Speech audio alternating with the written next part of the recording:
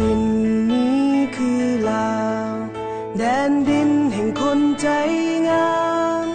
งามแท้วัฒนธรรมเฮืองซื่อลือนามเมืองแห่งความจริงใจภูมิใจในความเป็นลาว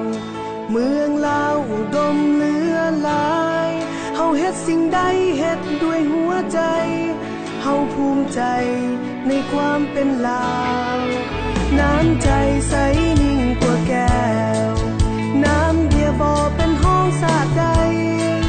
เบียร์ลาวเบียร์เลี้ยงคำยิ่งใหญ่เบียร์แห่งความจริงใจเบียร์ของคนจริงจัง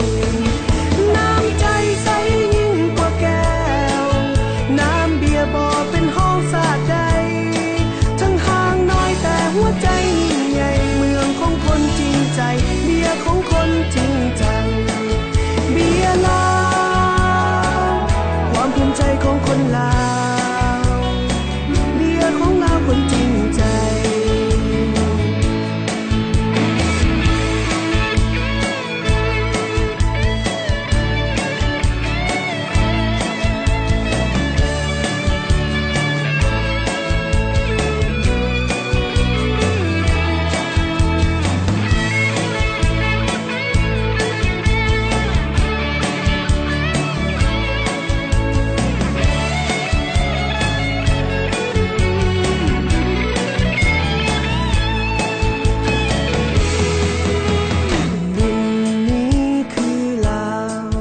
แดนดินแห่งคนใจ